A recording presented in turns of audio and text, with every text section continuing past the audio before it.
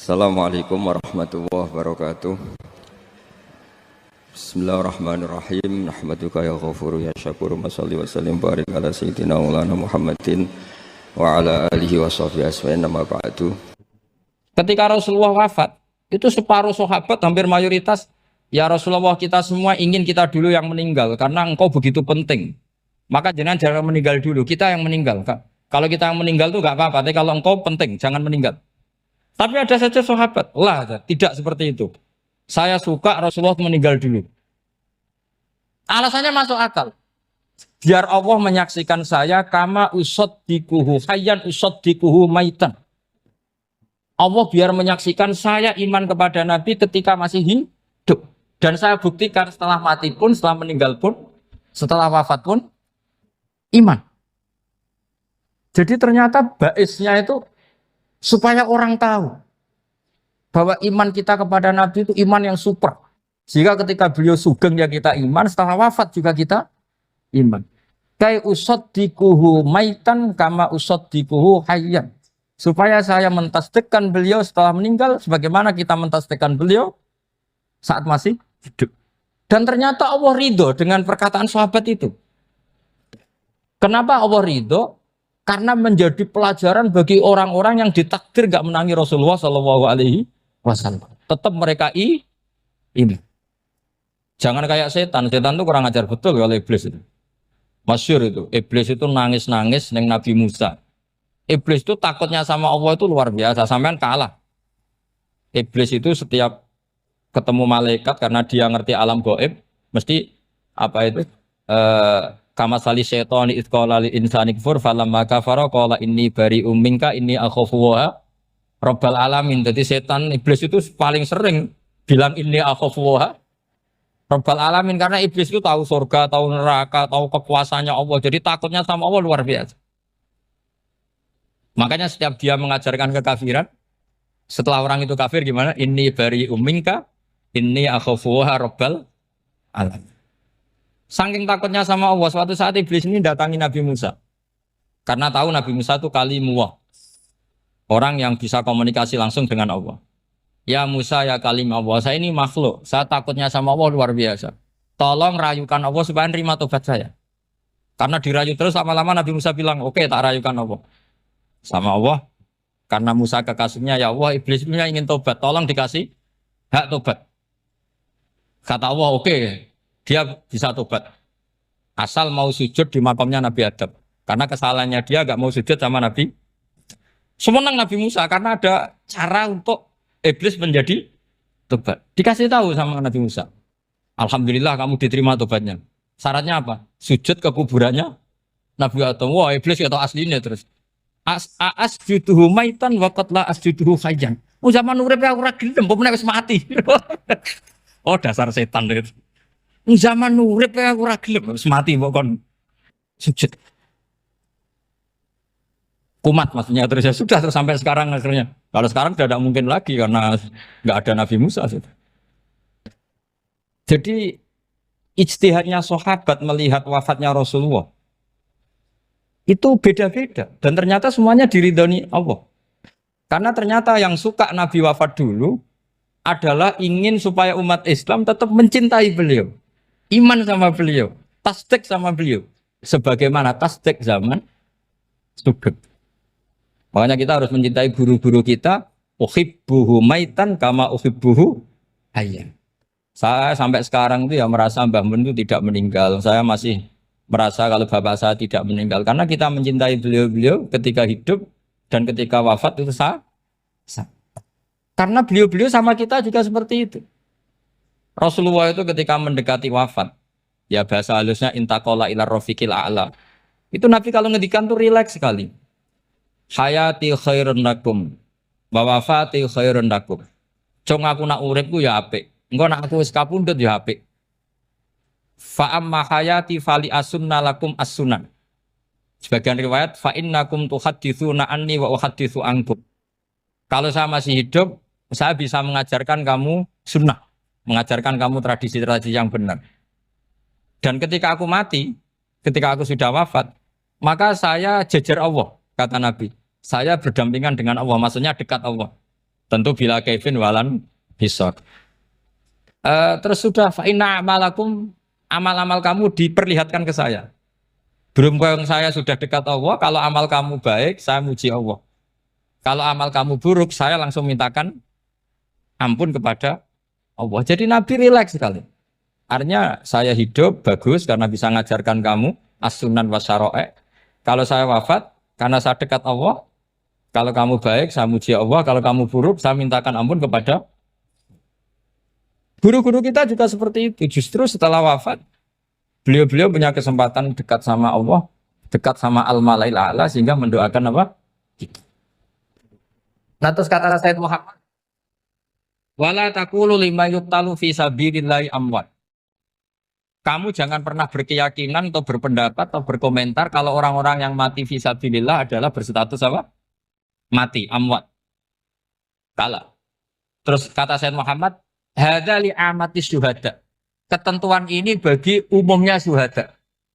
Artinya gini, umumnya syuhada saja tidak berstatus amwat. Apalagi hadza Rasulullah, sayyidul syuhada, sayyidul anbiya, sayyidul mursalin. Tentu tidak pernah berstatus amwat. Ya saya ulang lagi ya, jadi zaman cara berpikir amatus syuhada, syuhada yang umum saja berstatus hidup, tidak boleh distatuskan amwat. Apalagi Rasulullah itu sayyidus syuhada, sayyidul anbiya. Maka status beliau pasti hayyun la yamut, pasti beliau itu hidup tidak.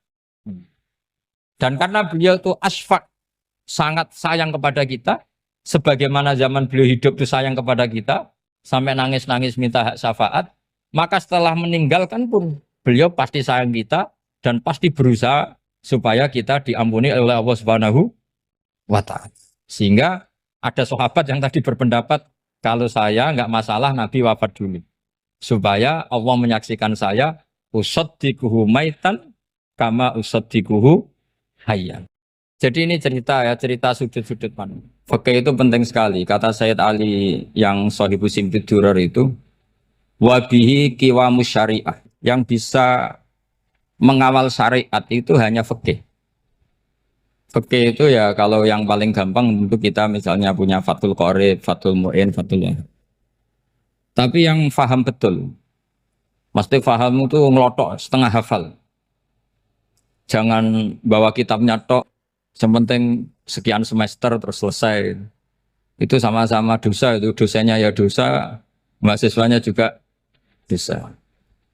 Karena sudah terlanjur sarjana agama, ternyata nggak bisa, itu kan mendingan ndak sarjana agama. Itu saya tak cerita sama Kiai Roba, itu ada fatwa kiai, kiai juga wali. Suatu saat ada penyanyi dangdut top terkenal di Indonesia itu nyanyi dangdut. Ya penyanyi ya dai. Entah itu hakikat entah majas tidak tahu. Itu kiai itu fatwanya lucu. Kalau kamu datangi dia pas main dangdut masih saya beri izin. Tapi kalau datangi dia pas pengajian itu tak larang gitu. Kan santrinya jadi eskal. Ini pas pengajian dilarang, pas dangdutan kok malah dapat izin. Tapi bukan berarti halal ya, dapat izin. Dapat izin kan potensinya bisa karena dilarang lah ya tetap belerot. Terus suatu saat si santri ini setengah wali, tidak wali tapi setengah. Ya. Lama-lama itu memahami gurunya. Memahami gurunya ternyata sirinya begini. Kalau seorang penyanyi yang tidak pernah ngaji, kemudian ngomong agama, itu potensinya itu fadallu wa adallu, sesat dan menyesatkan. Tapi kalau dia sedang nyanyi dangdut, penyanyinya cowok, sama jangan bayangkan dangdut putri, enggak, itu cowok sudah tua lagi. Jadi potensi halalnya ada lah maksudnya untuk, tapi tidak alat musiknya orangnya. Tapi kalau dia nyanyi itu paling dosanya hanya nyanyi. Saya ulang lagi, murid tadi akhirnya paham kalau datangi pengajian itu artinya ikrar kalau dia seorang dai atau seorang yang layak ngomong apa? Agama. Itu lebih bahaya karena kita santri, apalagi kita doktor atau MM, terus ngekrori orang yang nggak jelas asal usulnya. Tapi kalau nyanyi kan nyanyi saja. Sehingga itu menjadi fikih. Bahaya terbesar dalam fikih adalah apa? mengkaji fikih tidak dari ahlinya. Ya seorang lagi ya, mengkaji fikih tidak dari apa? Ahli. Nah, kenapa demikian? Begini, saya beri contoh. Ilmu fikih itu tentu pertama dari Rasulullah SAW. Kemudian bersanad sampai kita atau kita sampai Rasulullah. Itu ngalami sekian ijtihad yang tidak mudah. Saya beri sekian contoh. Dulu Imam Syafi'i itu sukanya sama guru yang miskin, ya karena rata-rata santri juga miskin. Jadi mesti ngidolakan guru yang miskin, karena sesama miskinnya harus berkoalisi. Tapi akhirnya gurunya Imam Syafi'i itu miskin sekali. Namanya Muslim bin Khalid Az-Zanji itu miskin. Sufyan As-Tsauri miskin. Sufyan bin Uyainah miskin. Setelah ngaji di Medina itu Imam Malik itu kaya. Pas itu Imam Malik sudah kaya. Setiap ketemu Imam Syafi'i dikasih uang. Sampai ketika Imam Malik itu bilang, kamu sudah alim. Ilmu saya sudah habis. Kamu ngaji sama yang lain. Sama siapa? Kata Imam Malik, orang yang sealim saya sudah meninggal. Namanya Abu Hanifah. Tapi dia punya murid, namanya Muhammad bin Hasan Asy-Syaibani. Kamu ke sana. Terus Imam Malik datang ke Baqi. Dulu Baqi itu pasar rental, ya Grab lah kira-kira sekarang. Itu mengumumkan siapa kafilah yang mau ke Irak. Kita ya Imam Malik dibayari sama Imam Malik. Ini yang antar ke Irak ke Muhammad bin Hasan Asy-Syaibani. Imam Malik mulai ngeper. Guru saya yang miskin tidak pernah nyangoni. Guru-guru saya yang kaya sering nyangoni. Mulai memasalahkan kiai miskin gitu, kira-kira seperti itu mulai masalah. Setelah datang ke Irak di Muhammad bin Hasan Asy-Syaibani itu si Muhammad bin Hasan Asy-Syaibani itu kalau ngitung uang itu di meja tamu. Jadi punya emas lantaan, punya uang. Kira-kira kalau Indonesia punya rupiah, punya dolar, dihitung itu di ruang tamu. Kata Imam Syafi'i, saya dengan Imam Malik saja nggak seret, ini lebih kedonyan lagi kiai. Ngitung uang itu di ruang tamu. Terus akhirnya si Muhammad bin Hasan Asy-Syaibani ini ahlul usul, dia pakar usul. Kamu heran sama saya? Iya, kiai kok kedonyan. Dia ngomong gitu. Tapi kata Muhammad bin Hasan Asy-Syaibani, kalau kiai tidak boleh kaya, itu tak kayak wong fasik. Ben gue demenan, gue mabuk. Oh jangan, nanti dipakai maksiat. Penjenengan mawon kersane digetoat. Berarti kiai oleh sugih, mun pun angsal-angsal. Semenjak itu jadi satu fikih bagi Imam Syafi'i. Ternyata kalau mengharamkan kiai sugih berarti membolehkan yang fasik sugih. Kalau yang fasik sugih bisa dipakai i'anah alal maksiyah. Semenjak itu mindset pikiran Imam Syafi'i rubah. Saking rubahnya sampai beliau berpendapat orang bisa beli Alphard, kok beli carry itu haram. Bisa jadi bupati kayak Pak Roba jadi RT haram. Sokanya gitu. Bisa keren Kak Gus Bak kok jadi orang pendengar haram.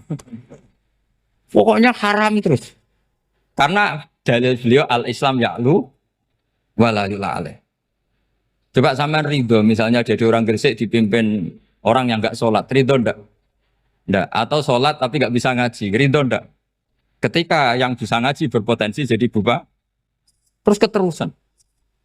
Karena Imam Syafi'i keterusan, ya umatnya keterusan. Akhirnya orang-orang Syafi'i itu politikus rata-rata. Ya, makanya sama jangan kaget sama Baruba. Kakak saya wakil bupati ini. Putranya Mbah Mun ada yang wakil apa? Gubernur. Dulu Gus Wahid yang menteri agama.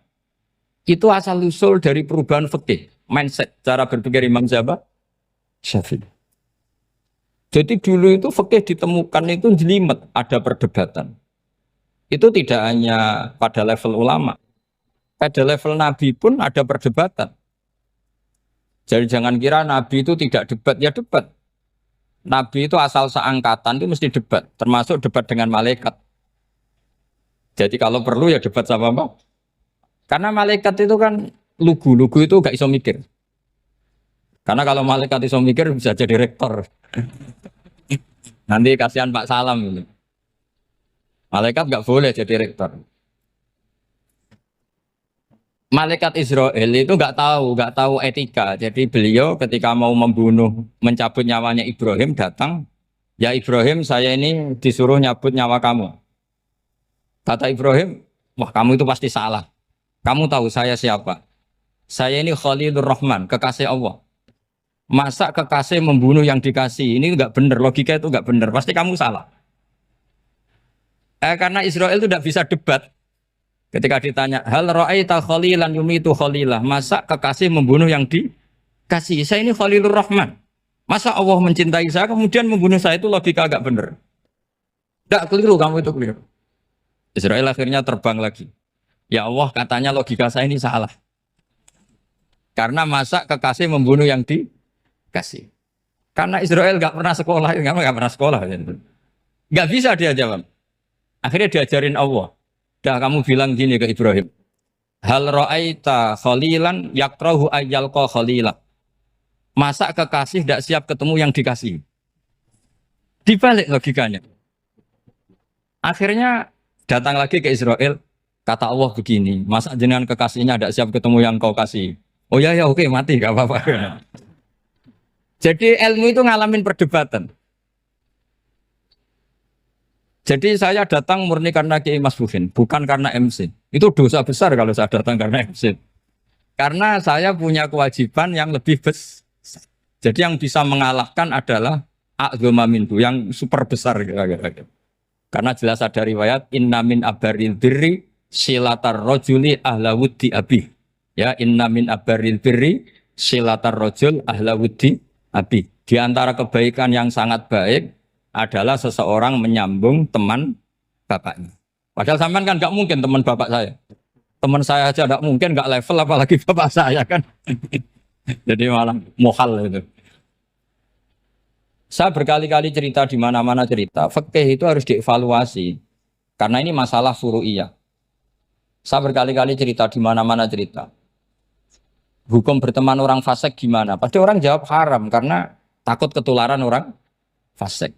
Tapi kalau dibalik, hukumnya bina orang fasik gimana? Ya baik, umatnya Nabi. Bisa bina kalau berteman. Kamu bisa bina orang fasik tanpa berteman? Gak bisa. Jadi kalau dibalik, hukum berteman orang fasik gimana? Haram. Hukumnya bina orang fasik? Baik. Bisa bina kalau berteman. Berarti berteman orang fasik? Ya terus nanti pada level lapangan sih gampang. Kalau yang soleh membina yang fasik dan yang fasik ketularan yang soleh, maka ternyata kalau yang soleh ketularan fasik ya berarti ternyata buruk. Tapi kan hukum masa nunggu kenyataan kan, jadi nggak hukum. Di mana-mana hukum itu kan ada asumsi karena ini masalah ijtihad. Nah itu yang dilakukan para ulama kita. Jadi sampean harus mengkaji fikih secara detail karena tidak hanya kita yang khilaf. Nabi-nabi juga khilaf dalam menentukan dakwah ilallah.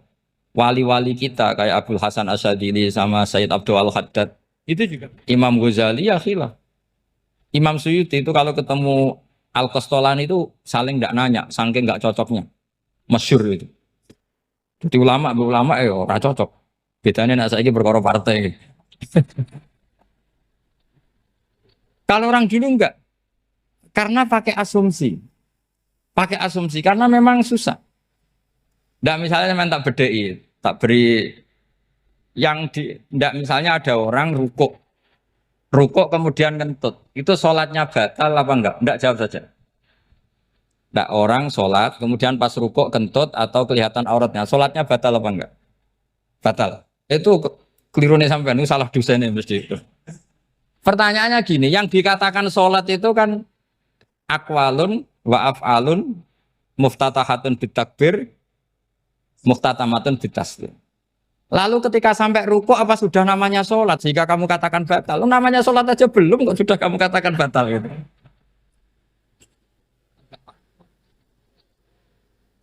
Iya kan? Jadi kalau aku mau sholat pas rukuk ngetut batal atau ora? Mestinya jawaban yang benar, ya ora sholat jadinya gitu. Karena kalau dikatakan sholat definisinya harus sampai salah. Tapi kan kita nggak mungkin ngomong seperti itu kan dianggap majnun. Padahal itu yang benar, yang punya kecerdasan. Nah makanya pertanyaannya, fikih itu ngikuti bahasa awam apa bahasa istilah?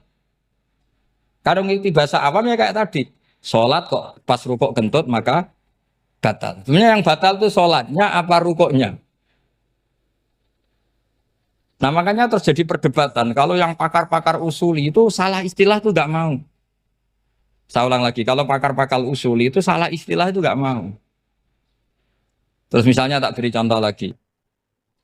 Kalau imam itu sudah salam pertama.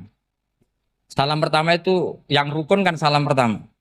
Berarti setelah salam pertama imam sudah keluar dari sholat apa belum? Yakin?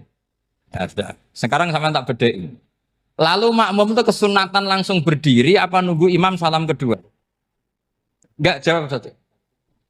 Nunggu salam kedua kan? Dan itu kriminalnya sampai Anda sufi itu. Kriminalnya begini. Berarti Anda bergantung sama orang yang sudah tidak sholat. Kata kamu setelah salam pertama dia sudah tidak sholat. Berarti kamu menginstruksikan makmum berhubungan dengan orang yang sudah tidak sholat. Karena sudah keluar dari sholat ketika salam pertama. Kalau kamu di debat gitu gimana jawabnya? Pusing kan? Berarti robtul makmum bisolatiman sing wis laisa fi sholatin. Berarti menggantungkan sholat sama orang yang sebetulnya sudah tidak sholat. Ada yang jawab, sebagian ulama fikih tetap disunatkan menunggu salam kedua. Karena salam kedua itu masih paket meskipun tidak rukun. Dia paketnya selesai. Tapi selalu pertanyaannya gini, lalu setelah salam pertama itu imam masih sholat enggak? Sudah sampai berani jawab tuh? Nah ini pentingnya bodoh, gak mikir sebenarnya. Jadi makanya bodoh itu barokah karena gak mikir. Jadi soalnya Rabbana ma khalaqta hadza apa? Batila. Sing bodoh ya barokah, sing pinter ya barokah. Sera barokah maksiat. Serana barokah plus. Jadi ilmu itu harus mengalami satu gesekan karena logika itu bisa dibalik.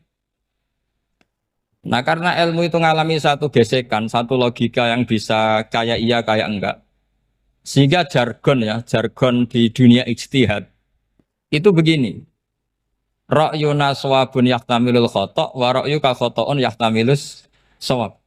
Pendapat saya benar tapi mungkin salah. Tapi pendapat kamu taruhannya salah dulu tapi yang mungkin benar. Jadi mustahid kalau kata mustahid itu lucu. Ngomongnya itu ra'yuna shawabun yahtamilul khata'. Pendapat saya tarifnya benar dulu tapi yang mungkin salah. Kalau pendapat kamu salah tapi ya mungkin benar atau mungkin bisa salah ya tidak tahu pokoknya mungkin benar. Nah kenapa demikian? Begini, di luar masalah tauhid, saya ulang lagi di luar masalah tauhid itu tentu ada masalah-masalah yang sifatnya ijtihadiyah. Ya saya ulang lagi yang sifatnya apa? Ijtihadiyah. Dan ijtihadiyah ini nggak pernah selesai karena muqtadul hal, konteks kesejarahan maupun konteks kesempatan itu tidak sama. Dulu kiai-kiai itu ngaramkan dasi, ngaramkan celana karena yang celananan yang dasinan itu penjajah. Sehingga mantas sabah biqaumin bahwa apa? Minhu. Tapi lama-lama kiai-kiai itu ya pakai dasi, pakai celana. Ya karena dianggap sudah tidak mantas sabah apa? Biqaumin bahwa apa? Minhu. Ini ngalami pergeseran. Semua istihad itu ngalami pergeseran. Lalu pertanyaannya begini, lalu istihad apa Gus yang permanen? Yang permanen ya istihad dengan alatut istihad apa? Istihad. Saya beri contoh misalnya begini. Nabi Musa itu yang ngalami istihad. Kata beliau karena kangen Allah, itu ingin melihat Allah karena kangen. Rabbi arini angzur ilai. Qala lan tarani walakin ingzur ilal jabal. Ya sudah namanya orang kangen ya ingin melihat. Ya sudah gitu aja. Sehingga ahli ilmu kalam itu berdebat. Kalau kata ahli sunnah, karena Nabi Musa minta ingin melihat Allah, berarti melihat Allah itu jaiz, mungkin. Karena Nabi gak boleh bodoh meminta sesuatu yang mau hal. Maka antipatinya ahli sunnah terhadap pendapat Mu'tazilah itu antipati. Karena menurut pendapat Mu'tazilah, Allah itu qadim, Allah itu laisa kamislihi syai'un, sehingga gak bisa dilihat. Pertanyaannya adalah berarti Nabi Musa meminta sesuatu yang muhal. Itu bodoh sekali sampai nggak tahu mana muhal, mana apa? Jaiz. Makanya kata Imam Ghazali, masa Nabi Musa yang Nabi nggak tahu kalau melihat Allah itu muhal. Sampai minta berarti nganggap itu jaiz atau boleh. Itu cara pandang orang-orang ahli sunnah apa? Wal jannah. Tapi tetap saja sebagian ulama itu ya balelo. Yang kayak Mu'tazilah itu ya balik loh, cara berpikir Pokoknya itu karena kangen, bukan karena mungkin atau tidak mungkin. Jadi nggak mungkinnya tetap tidak mungkin. Terus mereka dalil la tudrikul absar wa huwa yudrikul absar. Nah, sudut pandang ini akan terus. Ada seorang wali ditanya, kalau kamu di surga ingin melihat Allah apa enggak? Jawabnya enggak. Kenapa ya? Kasihan Allah. Terus kenapa ya? Unazzihu dzalikal jamala an-nadzari misli. Saya tidak ridho Allah yang hebat, yang keren, kemudian sing delok terima aku wong gresik. Koyok gak ngergani pangeran. Sebenarnya sing delok Allah ben golongane Nabi Muhammad, Nabi Ibrahim, kowe ora usah ngilangi keren. Maksudnya itu. Jadi ada ulama itu jadi wali kalau sholat itu karena di soft belakang. Tapi jangan ditiru. Itu kan gak lazim ya. Lazimnya kan afdhalus sufuf as-saful awal. Ketika ditanya, kenapa kamu kalau sholat di belakang? Cek GR koyok wani suwan pangeran gak ngarep. Aku sungkan dadi kok gurih. Kalau sampean kan karena males, bukan karena sungkan. Jadi itu artinya rasa ya. Makanya nggak bisa, nggak ada ijtihad itu tidak mungkin karena perasaannya orang itu beda-beda. Itu Sayyid Abdul Al-Haddad itu kalau ngendikan masyhur. Man da'a li dzalimin bil baqa faqad ahabba ayyusawwa fi ardi. Orang yang mendoakan orang fasik masih hidup, gak mati-mati, itu berarti suka kalau Allah dimaksiati di buminya. Wong fasik kelakuannya rak maksiat. Nak mbok dongakno mari, itu berarti kamu ingin Allah didurakani terus menerus karena si fasik masih hidup. Tapi kalau Abu Hasan As-Sadili cara ngendikan gini, kalimatnya persis. Man ahabba alla yusawwahu fi ardi faqad ahabba alla tadhara maghfiratuh. Orang yang ingin dunia ini steril gak ada maksiat, maka sama saja berkeinginan tidak melihat luasnya maghfirahnya Allah. Sama-sama wali besar. Tapi cara pandang hubungannya dengan Allah seperti itu. Jadi mau tidak mau, istihad itu mau tidak mau. Makanya tidak usah dipertentangkan misalnya cara berpakaian, cara apa. Yang penting sesuai aturan Islam ya sudah. Karena ini urusan rasa. Urusan apa? Rasa. Itu Syekh Hasan Basri itu sering jagungan sama Robiah Hadawiyah. Itu secara fikih salah. Tapi pas itu ulama fikih ditanya, kenapa Anda tidak komentar terhadap dua wali besar yang sering ketemu? Andaikan semua santri seperti itu akan saya halalkan, Gatot. Karena nggak mungkin punya nafsu. Sehingga fikih dulu memang masih asli. Kamu lihat di takrib misalnya, lelaki melihat perempuan itu nggak boleh kecuali sekian alasan. Termasuk boleh itu li taklim karena mengajar. Atau lil muamalah. Lah ini yang mulai masalah. Ada warung kopi, penjaganya cantik. Santri-santri ngopi. Ini lil muamalah. Kan kasus ini. Mau disalahkan pada takbirnya, mau dibenarkan ini jelas fasik kan, jelas fasik. Maksudnya sudah fasik sebelum itu ditambah itu, jadi fasiknya permanen. Nah pertanyaannya adalah, kalau kamu ngajar mbak-mbak, kemudian hafal yang cantik yang enggak, itu taklim lin nazar apa nazar li taklim? Itu taklim apa modus? Makanya kalau ngopi cari bakul yang cantik, itu muamalah untuk nazar apa nazar untuk muamalah? Loh kalau saya ngopi dengan kirobah pasti halal. Karena begini, berjalan saja, bareng capek, nggak tahu itu warungnya siapa, terus berhenti ngopi. Kebetulan bakulnya cantik. Nah itu mungkin halal, karena kan saya nggak milih-milih. Ingin ngopi, kebetulan bakulnya cantik. Kalau kamu kan nggak apal daftarnya. Wah itu mesti haram itu, mesti haram itu. Karena berarti kan kamu menjadikan ngopi ini modus. Gue jagani nak takok pangeran. Lo kok nazar? Muamalah Gusti muamalah. Itu mesti modus. Maka fikih itu harus dikawal oleh tasawuf. Kalau ndak semua hukum fikih bisa diakalin. Makanya Imam Bukhari punya satu bab namanya Kitabul Khiyab. Bab mengkhilaf fikih. Beliau itu antinya sama Abu Hanifah itu luar biasa. Nggak ada ulama dibenci Imam Bukhari kayak Abu Hanifah. Masyhur itu. Untungnya beliau nggak menangi Abu Hanifah. Kalau menangi geger terus ini. Bisa faksul masail terus ini. Itu Abu Hanifah itu ulama yang suka khilaf. Khilaf itu merekayasa hukum. Misalnya begini.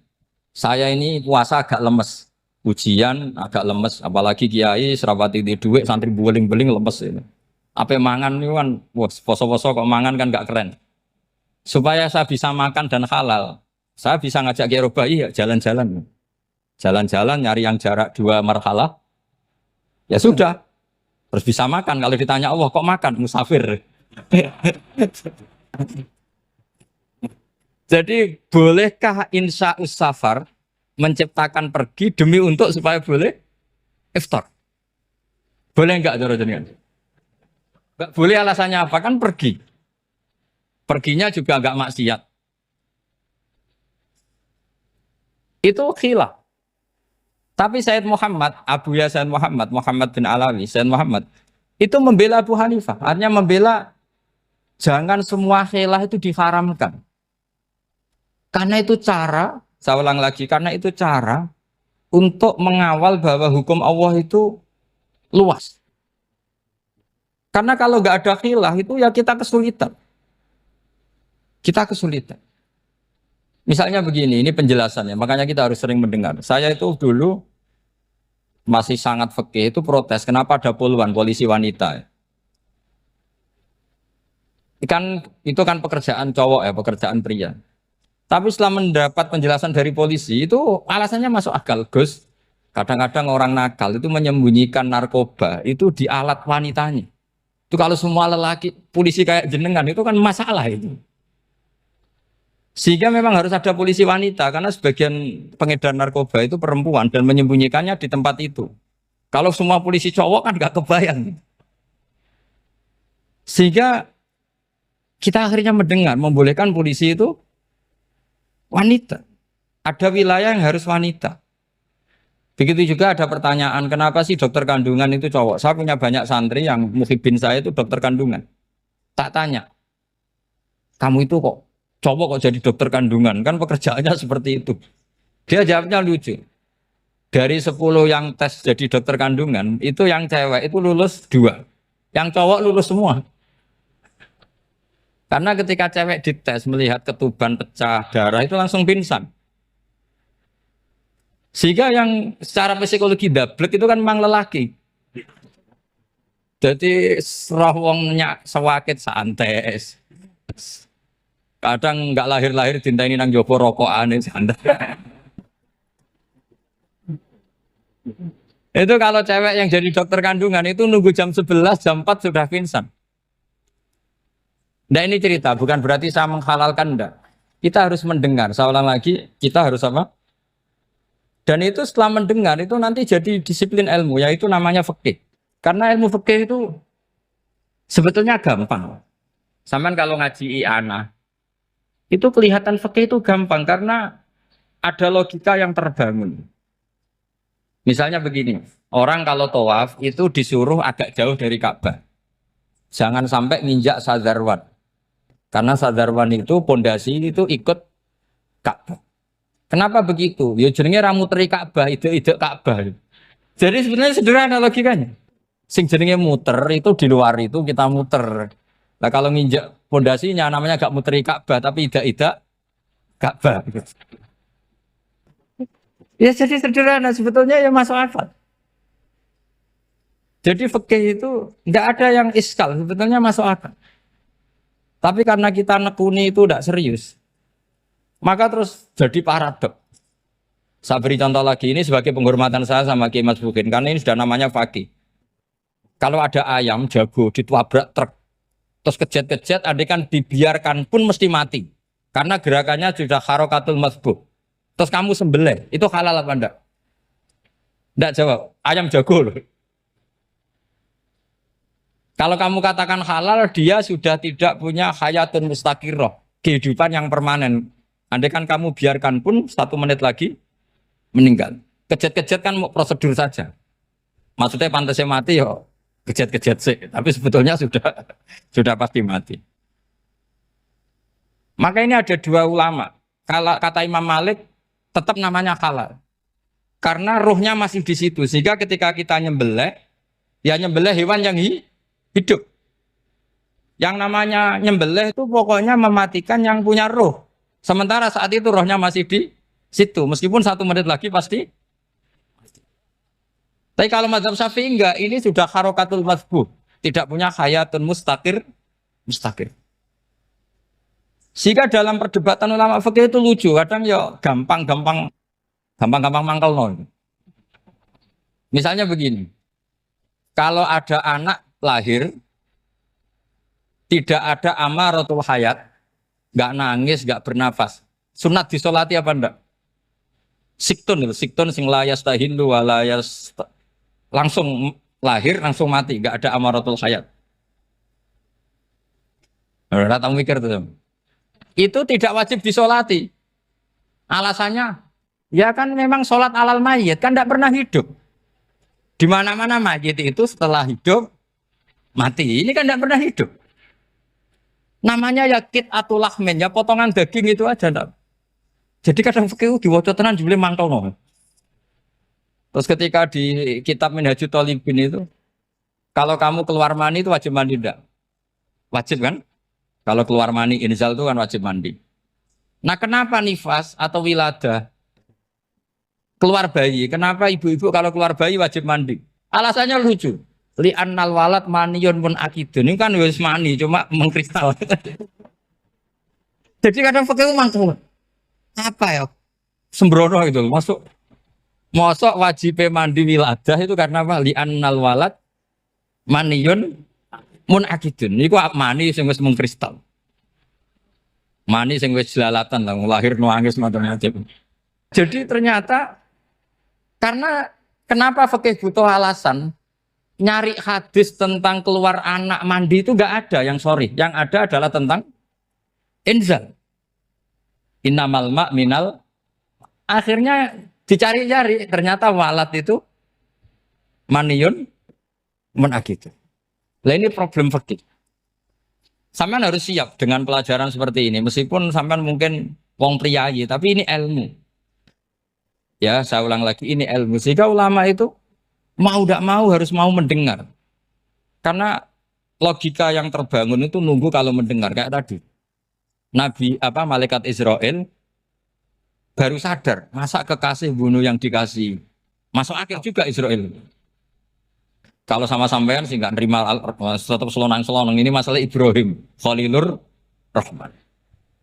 Sehingga kita di alasan fikih itu harus kita dengar. Saya dulu itu, saya sampai sekarang itu sama kalau bayi lahir masih sudah berbentuk bayi, saya sendiri berpendapat sebaiknya disolatin kalau sudah berbentuk apa? Bayi, meskipun tidak nangis, tidak ada amaratul hayat. Kan yang digugurkan itu wajibnya, bukan masalah boleh dan tidak. Itu banyaklah perdebatan ulama di bab itu. Saya beri contoh lagi perdebatan ulama. Ini contoh-contoh fikih karena ini khusus penghormatan status fakih tadi. Itu kalau ada orang mati jenazah itu. Jenazah itu kalau sholat, itu kan umumnya jenazah di depan, kita nyolati di belakang. Itu yang mengatakan begitu ya tidak punya alasan, ya taunya mulai dulu begitu, di mana-mana nyolati jenazah, jenazahnya di depan. Tapi di kitab Mahalli jelas diterangkan, kata kaul sa'ani tidak wajib. Alasannya ya lucu, fa innal janazah laisat bi imamin. Jenazah itu tidak imam, kenapa harus di depan? Kan kacau kan? Lo coba alasannya di depan apa? Dia ada imam kok. Nah barokahnya fikih itu sehingga kita melihat di Arab Saudi sekarang itu jenazah kan di belakang, tapi kita tetap nyolati apa? Mayit. Kalau di Arab Saudi musim haji itu jenazahnya di kamar mayit, tapi kita nyolati. Itu satu-satunya takbir ya tadi fa innal janazah laisat bimanzilatil imam. Tapi jangan praktekkan nanti tidak kepaliran sesat tuh. Saya hanya cerita ilmu, jangan dipraktekkan. Kalau dipraktekkan masih jadi aliran sesat. Mono jenazah ning mburi mame kok ngarep aliran sesat. Sebetulnya bukan sesat tuh. Uji coba fikih. Ya karena tadi fa innal janazah laisat bimanzilatil. Bukti lagi kalau sampean sholat ghaib. Sholat ghaib ini misalnya mayitnya di Surabaya, boleh enggak sholat ghaib di sini? Terus jenazahnya di belakang kamu apa depan kamu? Nah ini kan fikih itu pokoknya gitu. Makanya standar furu'iyah itu susah. Karena perdebatannya itu mirip-mirip, kayak iya, kayak tidak, kayak. Makanya dulu zaman sahabat, ada sahabat itu mencintai Rasulullah. Senengannya sowan. Bukti cinta sowan. Banyak juga yang sahabat bukti cinta Nabi itu tidak pernah sowan. Alasannya ganggu. Kenapa kamu jarang sowan Nabi? Saya sering jamaah sama Nabi, saya tidak pernah sowan. Kenapa? Ganggu. Biar Nabi kalau di rumah sama anak istrinya, saya tidak mau ganggu. Makanya saya termasuk kiai yang gak pati seneng disowani. Karena ya itu tadi. Kalau ngulang seneng saya, kalau disowani biasa saya. Kalau Kiai Roba itu nilai, nak pernah sepuh jadi rasuan nilai.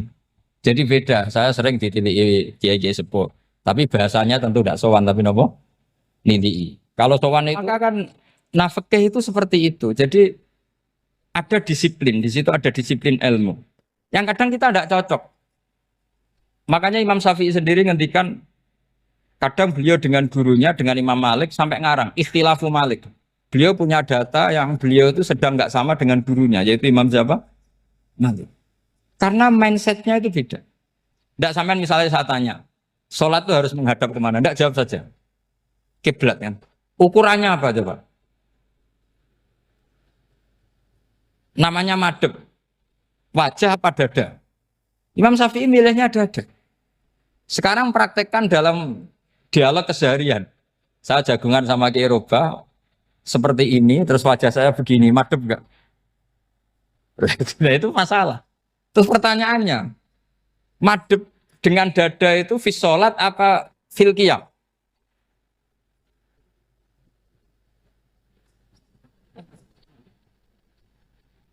Loh enggak, kalau fis sholat pas sujud dada kamu madhep mana coba? Kamu enggak pernah mikir kan? Ya madhep pakai dada itu kan kalau berdiri, kalau rukuk sama sujud.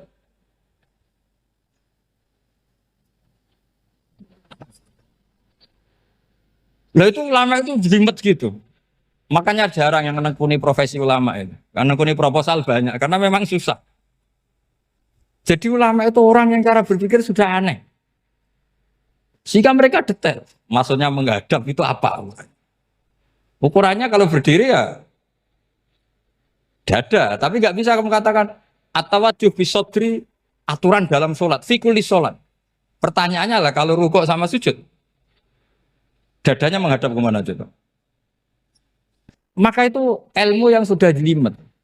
Nah ulama usul fikih, ulama yang nggak mau salah per detail hukum.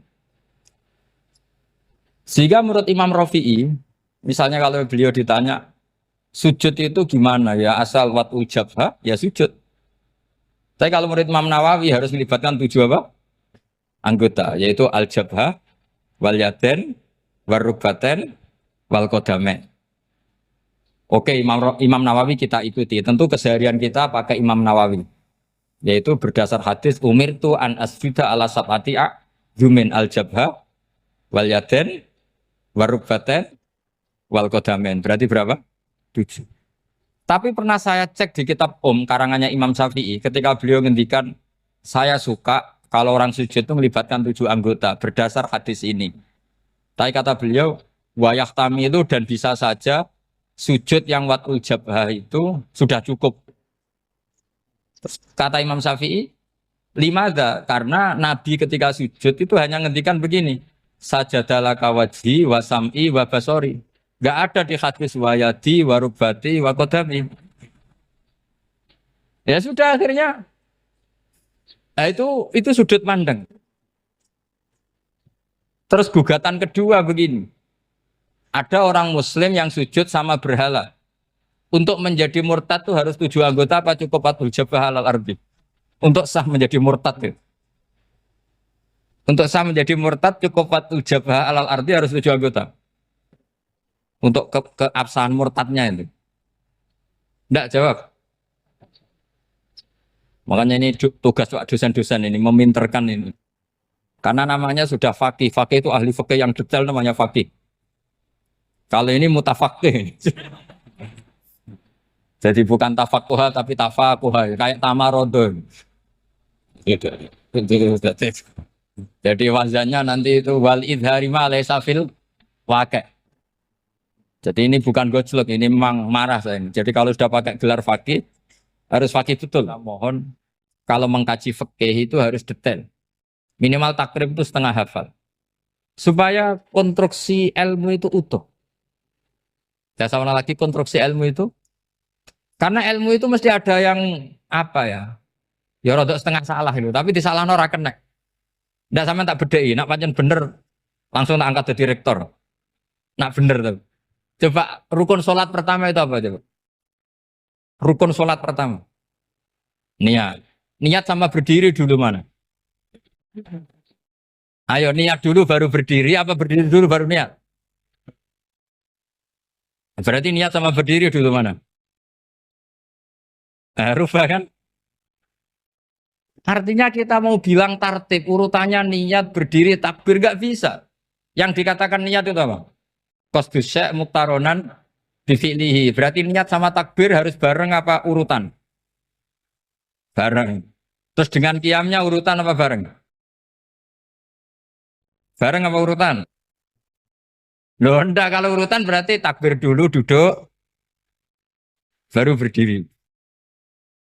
Nah maka seperti ini itu mau tidak mau kita salah. Dikatakan tartib ya salah. Dikatakan serentak ya salah. Cuma karena kita bodoh gak tahu mikir itu. Alhamdulillah kan di situ itu. Lu coba niat sholat loh. Niat takbir qiyam dulu man. Niat takbir qiyam dulu mana coba? Dulu qiyam. Enggak ada kitab yang mengatakan arkanus sholat awaluha. Oh, dianggap kitab kriminal maksudnya.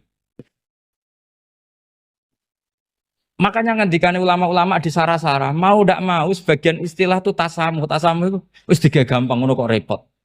Karena kita ndak bisa detailnya. Coba misalnya puasa. Puasa Ramadan itu wajib apa? Tabyitun niat, nginep no niat. Sing darani nginep itu umure lama apa enggak? Lama kan? Sekarang sebelum 2 menit kamu baru niat, sah apa enggak? Sah. Itu sempat nginep apa enggak 2 menit itu? Enggak sempat kan? Jadi ilmu itu makanya kata ulama-ulama pokoknya ilmu itu mesti ono unsur tasamuh. Tasamuh itu ya tiga gampang. Apa? Tiga gampang. Misalnya Imam Syafi'i berpendapat mashu ba'dir roksi. Itu kata beliau walau sya'rotan fi hadir roksi. Meskipun satu rambut asal masih di wilayah kepala. Tapi kalau rambut itu dikeliwir, dibasuh di sini enggak sah. Karena sudah keluar dari batas apa? Kepala. Imam Syafi'i cara berpikir kan yes ngene iki jenenge basuh sirah. Tapi cara Abu Hanifah enggak. Ya enggak, yang namanya megang kepala itu ya minimal 1/4 lah. Masa gitu dikatakan megang. Lalu ulama usul fikih itu berdebat. Sesuatu itu sesuai masodaknya. Masodak itu yasduku alaihi kadza, yaitu ini tadi saya cerita ke Ibu Khen tentang ngaji Jamul Jawame.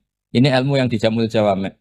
Sesuatu itu ukurannya mayasduku alaihi kadza apa dengan takrif definisi. Misalnya gini, sholat itu batal dengan makan. Kalau kamu sholat makan batal nggak? Nggak, jawab saja. Batal. Itu satu upo apa satu piring? Nggak, jawab saja. Satu upo sudah batal. Sekarang bab makan di ngormat tamu. Cong tamuku kaimangan. Iku sak upo apa sak piring? Nah ini kan tidak fair. Di bab tamu makan satu piring, tapi di bab sholat satu upo. Maka pertanyaannya, lalu penamaan sesuatu itu berdasar masodak, mayasduku alaihi ismu kadza, atau berdasar uruf?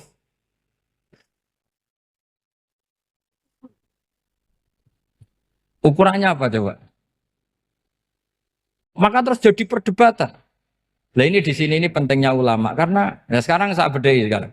Cengkeh itu wangi apa enggak? Kategorinya cengkeh. Wangi kan? Kalau orang bikin kue tar pasti pakai apa? Cengkeh. Pakai wedang ronde supaya manis. Apa wangi dikasih apa? Cengkeh. Nah itu saya berkali-kali cerita. Pernah mau dipikirkan orang Islam itu nggak boleh rokok karena dianggap pakai apa? Mewangi karena ada apa? Cengkeh. Tapi terus didebat. Kalau gitu berarti orang Jumatan sunat rokok. Karena Jumatan disunatkan pakai pewangi. Wah itu kan wah, akhirnya tuh, wah iya ya, repot ya kan. Jadi kalau cengkeh kamu kategorikan wewangen, yang orang ihram nggak boleh rokok karena pakai cengkeh yang wangi. Konsekuensinya orang Jumatan sunat rokok karena berarti di masjid pakai apa? Pewangi. Kan sesat semua. Jadi itu ilmu. Makanya selain fikih mateng, itu ada ilmu yang namanya usul fikih. Usul fikih itu yang neliti itu. Mayas duku alaihi kaza. Jadi yus ngono iku darani ngono. Saurang lagi. Ngono iku wis darani ngono. Ora perlu roh detail. Ya, saya ulang lagi. Wis ora perlu roh detail. Makanya Abu Hanifah itu misalnya basuh wajah. Wis angger keteluk ngene iki basuh wajah. Nek Imam Syafi'i kan detail. Mimba ini mana bitis syari sampai ila somahe uzunehi ila zakon. Terus mana bitis syari Imam Syafi'i nambah apa? Ghaliban. Kenapa ditambah ghaliban? Karena kalau orang budak mana bitis syarinya di sini. Jadi itu fikih. Jadi fikih itu jelimet. Padahal kita ini nggak pernah berpikir secerdas Imam Syafi'i, tapi akhirnya ya mikir juga. Agak ditambah ghaliban, mana bitis syarinya orang budak kan? Sini. Terus sekarang perdebatannya, orang budak basuh mastur roksi di sini sah enggak? Karena tadi itu wajah apa kepala gitu ya. Kan jadi bingung gitu. Ya makanya ini mukadimah saya supaya sampean apa lebih disiplin belajar apa? Fikih dan setidaknya didiskusikan lah. Makanya guyonannya orang-orang Indonesia itu kan orang ngaramkan judi gitu, bareng dikasih tahu. Tapi yang menang anak jenengan, alhamdulillah. Ternyata ngaramkan itu karena ada anaknya. Kalau anaknya yang menang ya seneng. Meskipun itu guyonan, tapi saya punya padanan itu dalam kitab Hikam. Nabi Ibrahim itu Khalilur Rahman, tentu bencinya minta ampun sama yang namanya maksiat. Suatu saat beliau diterbangkan di alam malakut. Itu kalau di Hikam saya halaman 15 juga.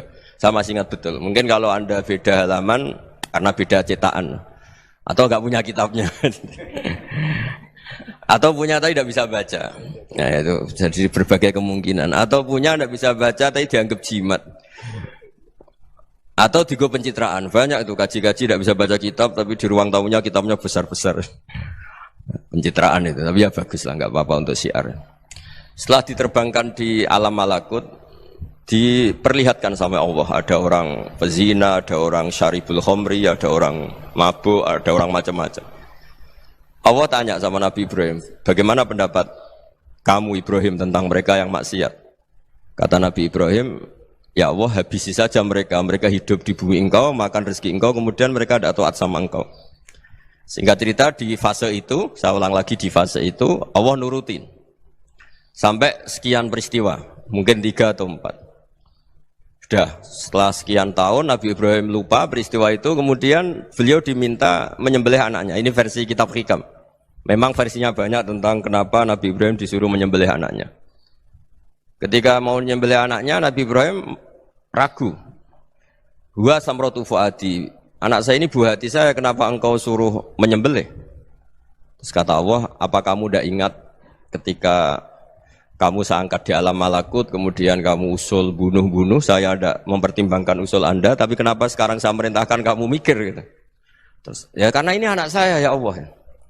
Terus kata Allah, rumang samu wong sumpukon mata ini gak gawean kau sing gawe kowe enak wae usul mata ini. Jadi sebenarnya saya yang bikin, kemudian Anda enak aja usul membunuh. Semenjak itu Nabi Ibrahim itu di eranya itu asfaqun nas, orang paling sayang sama manusia. Karena kadang kita keras itu ya kebetulan itu udah anak kita, udah keluarga kita.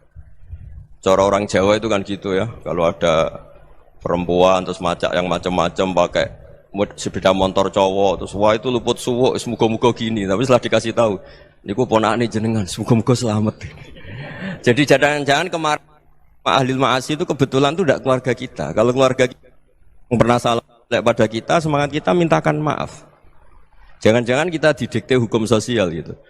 Jadi orang yang salah kebetulan itu orang yang menservis kita, atau keluarga kita, atau orang dekat kita. Jangan-jangan semangat kita mintakan ampun. Tapi kalau sama orang lain kebetulan musuh kita semangatnya minta itu kena azab.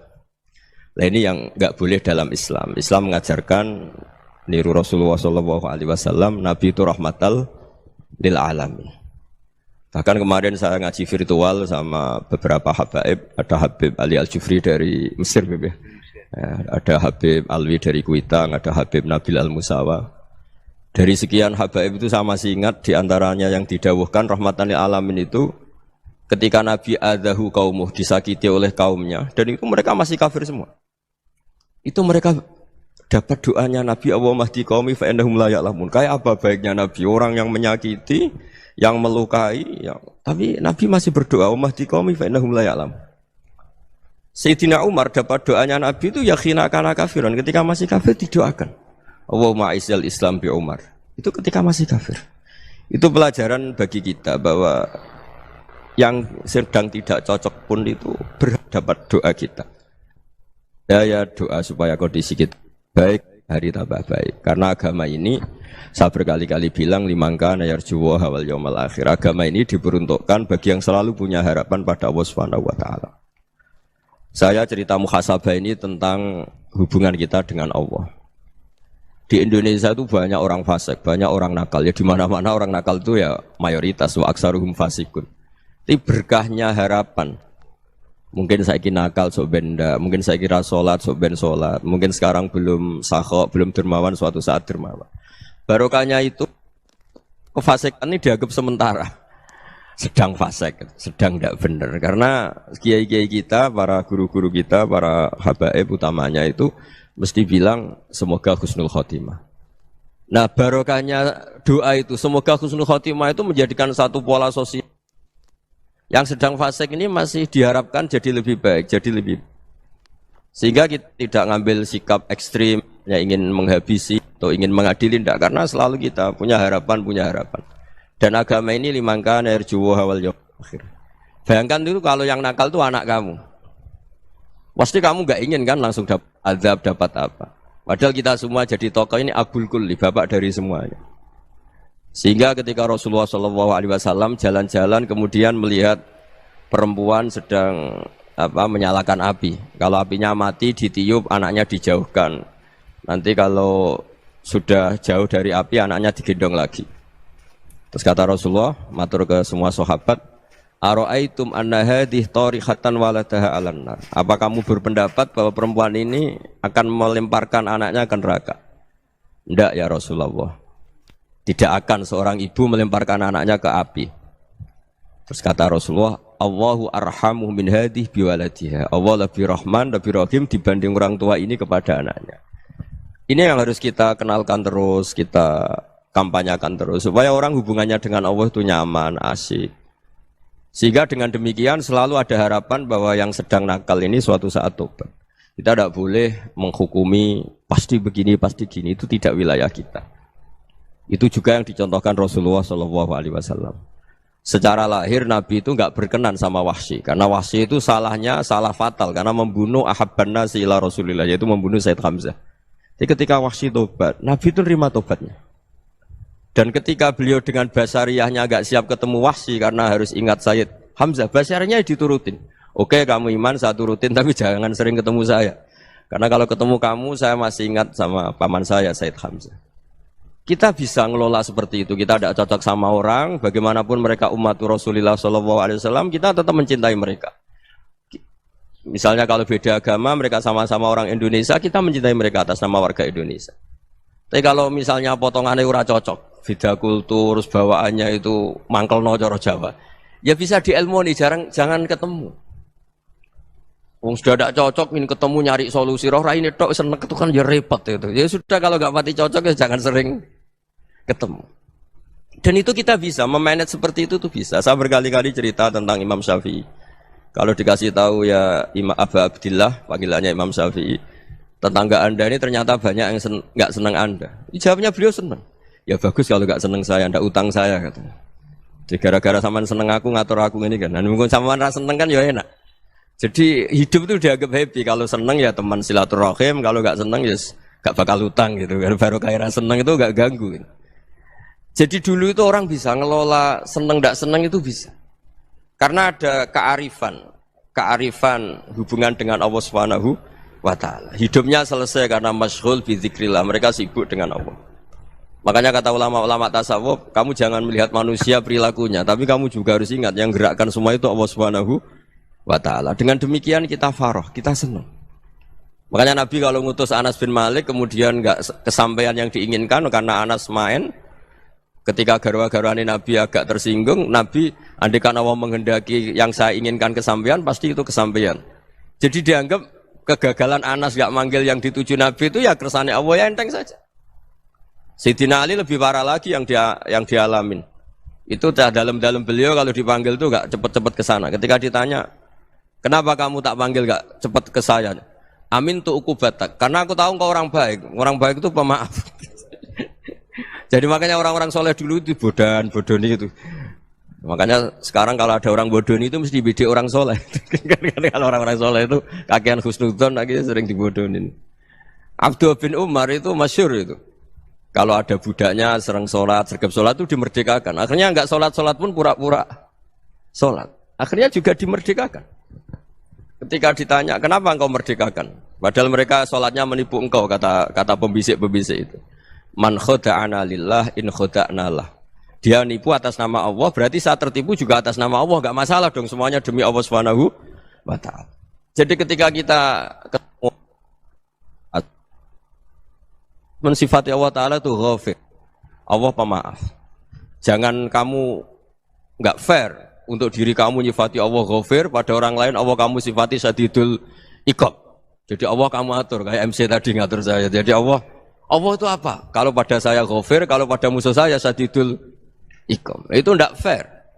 Kalau Anda punya harapan kepada Allah karena Allah Rahman Rahim, Allah ghafir, sebenarnya Allah pada musuh kita ya bisa saja Allah ghafir, bisa saja Allah Rahman Rahim. Sehingga kita melihat orang lain yang kita tidak cocok itu ya enteng saja. Itu min ummati Rasulillah sing tanaluhu syafa'atu, tanaluhu sa'atu rahmati, tanaluhu fair. Jangan dengan kita kayak mesti dapat rahmat, jangan orang lain kayak Allah pasti syadidul iqab. Itu tidak boleh. Sehingga ketika ada orang Badui, singkat cerita orang Badui ini kencing di masjid, semua sahabat membentak dia. Yang enggak bentak hanya Nabi tok. Saking mangkelnya orang ini karena semua sahabat bentak kecuali Nabi. Setelah dibenarin Nabi, terus Nabi nyuruh Sobbu ali dhanuban min ma'in. Setelah disucikan masjid itu, dia berdoa keras sekali. Allahumma arhamni wa Muhammadan wa la tarham ma'ana ahadan. Ya Allah, yang berhak dapat rahmatmu hanya saya dan Nabi Muhammad, yang lainnya jangan. Karena yang lainnya tuh jengkelin, gitu aja saya salah dimarah-marahin gitu. Jadi kalau kamu doa terbatas ya kayak orang Bedui ini, kayak orang Arabi. Apa kata Nabi? Laqad tahajjarta wasi'an. Allah yang rahmatnya luas menjadi kamu sempitkan. Karena kamu mau atur Allah hanya Rahman pada Indonesian Power, pada NU, pada kita yang orang lain nggak perlu dapat. Itu kan kasihan Islam, karena Islam terus nggak dimiliki semua orang. Allah nggak dimiliki semua orang, Rasulullah nggak dimiliki semua orang karena dipek NU, dipek ormas tertentu, dipek nggak boleh seperti itu. Nggak boleh takhasyar tawasian kata Nabi, nggak boleh mempersempit zat yang rahmatnya itu luas. Ini semoga etika ini kita pakai di Indonesia. Yang sedang fase kita harapkan lebih baik. Yang sedang nggak dapat hidayah kita doakan dapat apa? Hidayah. Masyhur kan, makanya tadi saya mohon sama Habib Ali supaya Habib Ahmad supaya tetap mahalul qiyam, tabaruk sama Habib Ali. Di antara doa-doa di Simtud Duror masyhur itu antuqa bilal mudhniba minnah bil ghufran wal musi'ah bil ihsan. Jadi harapannya para habaib, para orang-orang baik dulu ya, semoga yang dosa itu dimaafkan, yang sedang salah dibuka, bikin lebih baik. Nabi itu tugasnya juga gitu. Wastaghfir li dzambika walil mu'minina wal mu'minat. Nabi itu tugasnya juga memintakan ampun yang sedang salah. Nah ini cobalah jadi etika kita, muhasabah kita. Jadi muhasabah itu cara berpikir kita set, kita pikir ulang. Ternyata semangatnya seorang nabi itu wastaghfir li dzambika walil mu'minun. Semangatnya itu memintakan ampun. Orang ahli tafsir tahu semua kalau Nabi itu tidak mungkin dosa. Jadi itu khitabun Nabi wa urida bihi ummatu, itu khitab Nabi, tapi yang dimaksud itu umatnya, karena Nabi tidak akan mengalami dzambun, tidak akan mengalami dosa. Sekarang enggak, kadang-kadang kita ini kalau orang lain salah itu semangat. Kalau di perusahaan ada teman salah, apalagi miran salah itu seneng. Barokahnya salah bisa ganti kan gitu. Jadi kalau mungkin di dunia tokoh juga gitu, barokahnya ada tokoh salah, kita yang jadi populer sendiri, tidak boleh seperti itu. Kita harus salimus sodri di jami'il muslimin. Jadi ini harus dilatih. Saya tadi matur sama Habib Ahmad, latihan kita jadi hidup. Nabi itu kalau resep jadi wali itu kata Nabi gampang. Kata Nabi, kalau kamu ingin disenangin Allah, ya sudah. Kalau kamu asbahta, amseta, gini-gini, perasaan kamu, kata Nabi, jangan punya perasaan ghil sama orang muslimin. Itu sudah, wadzalika min sunnati. Makanya Nabi ngendikan, la yablughni ahadun an ahadin syai'an. Ada yang baca, la yuballighni ahadun an ahadin syai'an. Seseorang jangan melaporkan ke saya tentang salahnya yang lain. Fa inni akhruju ilaikum wa ana salimus sadri. Karena saya ingin ketemu sampean semua dalam keadaan salimus sadri, tidak punya perasaan apa-apa. Karena kalau nurutin membisik, nurutin informasi itu ya repot. Karena orang pasti sepihak. Ada kiai yang top, datang ke kampung-kampung ning desa-desa. Kata yang seneng itu punya akhlak. Wah itu bagus orang besar datang ke kampung-kampung. Kata yang nggak seneng, wah itu jobnya kiai kecil kok diambil, itu kan ya kasihan itu kan sudut pandang. Makanya saya sering bilang, akal kita ini cukup untuk mentasdik Rasulullah Shallallahu Alaihi Wasallam. Meskipun perasaan kita kadang orang Jawa itu beda. Saya berkali-kali bilang sama peneliti dari Jogja, kenapa sih Gus para nabi itu kok poligami istrinya banyak? Nabi Dawud katanya itu berapa? Nabi Sulaiman malah jumlahnya agak terbatasin. Nabi Muhammad itu paling sedikit. Saya tanya gini, perempuan itu orang lemah, jadi kalau nolong orang satu gimana baik, kalau nolong orang dua ya lebih baik, ya sudah kira-kira seperti itu. Paling tidak akal kita masih tahu, kalau orang baik, itu kan mesti baik. Nolong orang satu baik, nolong orang dua ya lebih baik, nolong orang tiga lebih baik. Tapi kalau kamu orang nggak baik, satu saja kamu terlantarin, kamu miskinkan, kamu... Ya tinggal ukur kan, kalau orang baik, nambah baik. Tapi kalau orang buruk, tambah buruk. Nah itu akal. Akal kita bisa menganalisis kenapa sih nikah itu ada yang poligami, ada yang enggak. Ya sudah, ukur saja diri kamu. Misalnya kayak saya elek, keriting, rabi terus. Memperbanyak wong elek. Orang perilaku netok, raine dadi elek kabeh. Tapi nak kowe ku ganteng, alim, ganteng, sugih. Anake ganteng-ganteng, berhubung kowe saleh ahli swarga kabeh. Mertua yo bangga karena karir kamu meyakinkan. Ini mertua kamu aja gak bangga mau nambah. Ipar gak bangga, mertua gak bangga, desa kamu yang kamu wayai juga gak. Beda dengan Nabi ketika nikah Juwairiyah itu gak ada pernikahan sebarokah Nabi dengan Juwairiyah itu. Azharu Rasulillah, di situ habis perang banyak tawanan gara-gara jadi besanya Nabi langsung dibebaskan semua karena Azharu Rasulillah. Sekarang besanya Kanjeng Nabi. Dulu Abu Sufyan mangkalnya bukan main sama Nabi. Gara-gara putrinya dinikah terus langsung jadi. Kalau kamu kan enggak, nikah satu, nikah lagi. Satu kampung musuh kamu. Karena istri pertama ya cemburu, yang kedua agak bangga. Wah itu selesai itu. Di dunia wal akhirah. Maksud saya, nganalisis Islam itu harus pakai akal. Dan akal yang dipakai, ini saya bawa ke kitab Ihya, adalah pikiran-pikiran para ulama. Makanya ketika Imam Ghazali ketika ditanya, fakaifa bi muslimin fasikin asawaha fi jami'i amri. Kalau kalian ketemu orang fasik, orang Islam tapi fasik, perilakunya enggak ada yang benar. Kata Imam Ghazali jawabnya lucu, aneh. Ma min muslimin illa wa islamuhu ta'ah. Tidak ada orang Islam kecuali dia mau Islam, membenarkan Allah dan Rasul itu sudah taatnya dia. Kok kamu tidak bisa melihat taatnya dia? Dia pikirannya kan ini pemabuk, ini tukang apa. Tapi kata Imam Ghazali, sebenarnya kamu masih bisa berpikir positif. Ma min muslimin illa wa islamuhu ta'ah. Tidak ada seseorang Islam ketika dia milih Islam itu pasti ada taatnya, yaitu tasdik pada Allah dan tasdik kepada Rasulullah sallallahu alaihi wasallam. Jadi dengan pola seperti itu, maka di antara guru-guru kita yang modern ya di era Mbah Maimun, di sini ada Habib Ahmad. Habib Salim, syair yang sering dibaca beliau adalah ada orang munajat sama Allah, ini cerita munajat. Itu orang itu ngendikan gini. Ana mutnibun, ana mukhtiun, ana asi. Huwa rahimun, huwa ghafirun, huwa afi. Ya Allah, saya mukhti, saya orang yang salah. Ana mutnib, saya orang yang dosa. Ana asin, saya sering maksiat. Tapi engkau ya Allah, engkau ghafir, pemaaf. Engkau rahim, maha pengasih. Engkau afin, yang mudah memaafkan. Kata orang ini, ya agak kurang ajar, tapi saking senengnya sama Allah. Qobal tuhunna salasatan bisalasat. Ya gini saja ya Allah, sifat engkau diadu dengan sifat saya. Engkau Tuhan, Gusti, enggak boleh kalah katanya. Terus wasatahliban ausofu ausofi, dan engkau pasti pemenangnya gitu. Jadi ada orang rayu Allah dengan cara seperti itu ya ada ya. Saya ini manusia, salah saya banyak. Engkau ampunannya banyak. Engkau Tuhan loh Gusti, enggak boleh ampunan Anda, ampunan engkau kalah dengan salah saya. Enggak boleh Tuhan kok kalah. Jadi untuk supaya orang punya harapan gitu. Banyak juga wali-wali yang jadab ketika datang ke makam Rasulullah SAW. Itu kalau dongo ya agak kacau sebetulnya, cara syariat agak kacau. Ya Allah, engkau punya dua pilihan. Jika engkau menjadikan saya soleh, surah habibu, yang senang kekasihmu, yaitu Rasulullah SAW. Tapi jika engkau menjadikan saya fasik, surah adubu, yang senang itu setan. Monggo jenengan mau menyenangkan kekasih jenengan, mau menyenangkan musuh jenengan, monggo. Jenengan bebas kok memilih. Mestinya Allah ya senang menyenangkan kekasihnya. Jadi ya, intinya Allah dipaksa untuk menjadikan dia orang soleh gitu. Jadi kayak kemarin itu Pak Bu siapa yang kesini itu, yang sama jenengan Bulia kesini itu sama Habib Ahmad. Saya pertama nggak mau, lama-lama Habib Ahmad. Ini gimana Gus? Orang taunya saya dekat jenengan, kalau nggak kasil saya waduh Beb. Ini kayak doanya wali yang tadi. Nggak punya pilihan, nggak ada pilihan.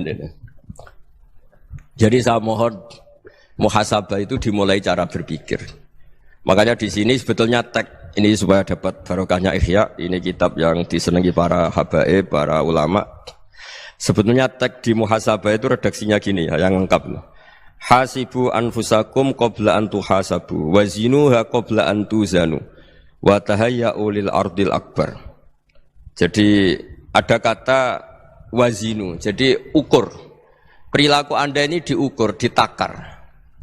Misalnya kita sebagai suami kan ya punya hal-hal yang kita tidak ideal. Cara wong Jawa mesti pesek. Cara rezeki ya pas-pasan. Dan kita juga kalau makanya enggak boleh tanya istri begini, apa saya cinta pertama Anda? Pasti Anda kecewa. Orang jadi istri hanya korban terakhir gitu. Sudah. Karena orang kalau ngelamar kemana-mana enggak jadi, yang jadi istri itu pasti korban terakhir gitu. Jarang istri pilihan pertama, jarang. Ayo semua yang nikah. Rata-rata itu pilihan Anda pertama Pak, dari sekian ditolak di mana-mana terus. Ya perempuan terakhir. Kamu juga korban terakhir gitu. Itu wali-wali dulu kalau ngandani kita itu sederhana. Antal ini masyhur diceritakan Habib Zain bin Sumit dalam kitab Al-Manhajus Sawi. Anta lam tajid min nafsika kullama turid. Fa kaifa turidu min ghairika kullama turid.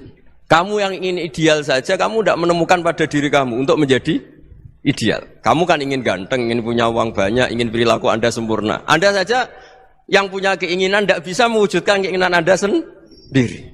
Fa kaifa turidu min ghairika ma turid. Jadi anta lam tajid min nafsika kullama turid. Fa kaifa turidu min ghairika kullama turid. Kamu yang punya keinginan saja. Misalnya saya ingin punya uang banyak, perilaku saya selalu benar, gak pernah salah. Loh, saya yang ingin saja dengan diri saya, gak bisa untuk benar terus. Kok kamu berharap orang lain selalu benar? Jadi anta lam tajid ya sama. Kalau kamu menuntut istri kamu itu ramah, neriman, apa kamu neriman sama wajah istri Anda gitu? Engko ya pola ning dindi jajaki sana jajaki sini, kamu sendiri ndak kona apa. Jadi itu nasihat yang luar biasa. Anta lam tajid min nafsika kullama turid, fa kaifa turidu min ghairika kullama turid. Kamu mau menghormati semua orang, enggak mau kan? Kemudian Anda berharap semua orang menghormati kamu. Kamu enggak ingin kan orang lain semua menghujat kamu. Sementara kamu enak aja menghujat orang lain. Makanya Rasulullah SAW itu luar biasa ketika bikin kaidah sosial. Apa la yu'minu ahadukum hatta yuhibba li akhihi ma yuhibbu li nafsi. Jadi kalau ukuran iman itu sederhana. Kalau sesuatu itu baik, nyaman bagi Anda ya bayangkan itu pada teman Anda. Misalnya Anda bangun tidur sudah acak-acakan, enggak punya uang, utang jatuh tempo, kan enggak ingin ketemu orang. Ya kamu jangan bertamu ke jenis ini karena dengan kamu yang alami juga enggak siap ketemu orang. Makanya ada Habib Alim itu dilapuri sama seseorang. Beb, dulu teman saya itu ketika saya kaya itu sering main ke saya. Setelah saya miskin, mereka tidak main ke saya. Kata Habib itu bagus, sunau begitu itu bagus. Coba kalau kamu dulu kaya, teman kamu main kan kamu gaya. Di rumah ada makanan, bisa hormat tamu. Setelah kamu miskin jadi buruh manol di pasar atau buruh bikin boto, teman kamu datang, malu enggak kamu? Mendingan enggak datang gitu. Akhirnya baru, oh ya alhamdulillah kalau gitu. Loh ya kan dulu teman kita datang, kita ada Alphard, istri cantik, rumah bagus lah, kita miskin, buruhnya orang pas dibentak-bentak, teman kamu udah datang. Milih datang kamu ndak kalau setelah kamu jatuh? Ndak kan? Jadi barokahnya ilmu itu terus. Ya, tapi kadang-kadang orang tuh, wah setelah saya miskin teman-teman ndak kasih ke sini. Ya kalau kamu sudah jatuh teman-teman kamu situ jadi tontonan. Ya mulai sekarang cara berpikir itu dirubah. Dulu yang namanya kiai itu kalau diundang orang itu ya agak-agak senang. Semenjak saya itu agak rubah. Ngundang kiai, ngatur kiai itu tak haram-haramkan ya ada lumayan lah sekarang itu sudah mulai agak beretika. Dulu itu ngundang tuh tanggalnya ditentukan, jamnya ditentukan. Enggak mikir apa kiai saat itu nganggur, enggak. Punya wadifah, enggak. Dia milih tanggal yang dia nganggur, enggak mikir pas itu kiainya nganggur apa, enggak. Ya saya hanya cerita aja, kamu tersinggung ya monggo, boten ya monggo itu kan. Jadi saya mohonlah supaya tadi saya juga matur ke Habib Ahmad. Jadi untuk orang merasa ikut sunnah Rasul itu gampang sekali kata Sayyid Muhammad. Dulu Nabi berpakaian ala daerahnya. Kalau mikot ya pakai mikotu baladi. Karena Nabi orang Madinah dan beliau berdomisili di Madinah ya misalnya mikotnya dari Bir Ali misalnya. Tapi kalau anda orang kawasan Tanim mau umrah ya dari Tanim. Misalnya kawasan Jirona ya dari Jirona. Artinya apa?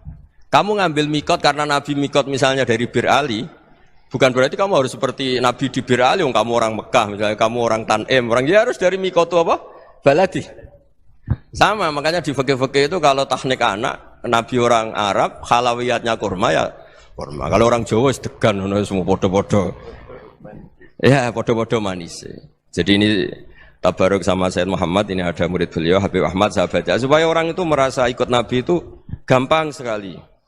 Ini saya baca ya di halaman tadi disaksikan Habib Ahmad 433 di kitab apa ini? Manhajus Salaf fi Fahmin Nusus.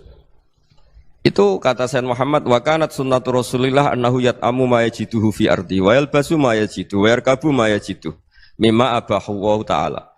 Faman istamala ma yajidu fi ardi fa huwa al-muttabi' lis-sunnah. Kama annahu hajjal baita min madinati. Faman hajjal baita min madinati nafsi fa huwa al-muttabi' lis-sunnah. Wa illam takun hadhil madinatu tilka. Jadi intinya misalnya Nabi dulu itu ngasih sedekah kepada fakir miskin ya pakai dinar, dirham. Ya kalau orang misalnya sedekah pakai rupiah ya sudah ikut sunnah Nabi. Jangan lu Nabi pakai dinar loh, kamu kok pakai rupiah. Dulu dinarnya Nabi udah ada tulisannya Bank Indonesia, kamu kok ada tulisannya Bank. Ya tidak ada seperti itu. Ya jadi misalnya Nabi sedekah pakai tamar atau pakai al-aqid, ya kita pakai beras, pakai apa? Supaya orang tuh bahwa Rasulullah itu milik kafatal linnas, milik semuanya. Sehingga merasa ikut sunnah Nabi itu ya semuanya. Makanya dulu Mbah Mun kalau motivasi saya supaya bombong, kalau orang Jawa bilang bombong. Wong Jawa itu mesti ono wong alim. Beliau menyontohkan Mas itu Mbah Fadol, Senori, Mbah Ihsan Jambes. Itu bisa ngarang-ngarang kitab luar biasa. Padahal beliau bukan orang Arab.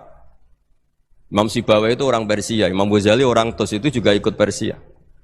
Kata Imam Mun, wong sing ora Arab lah mesti untuk jatah alim kata beliau. Karena Nabi itu diutus kafatal linnas. Nah ini kalau orang yang alim itu Arab tok, berarti tidak ada perwakilan dari Afrika, dari Asia Tenggara, dari mana-mana. Makanya karena Nabi statusnya itu kafatal linnas. Jadi kita harus bangga sebagai Muslim, sebagai orang Indonesia karena misalnya Wali Kutub dulu terkenalnya hanya ada di Yaman, di mana. Ternyata pernah ada juga di Indonesia dan seperti Habib Abu Bakar Segaf Gresik. Jadi ya artinya kan tetap orang Indonesia meskipun beliau zuriyah Rasul kan ya sudah orang apa? Orang Indonesia. Zuriyahnya Habib Ali Simtuduror sekarang di Solo. Jadi Indonesia juga dapat alawin banyak dari Sadatinal Alawin juga banyak. Jadi saya mohon barokahnya ngaji seperti ini.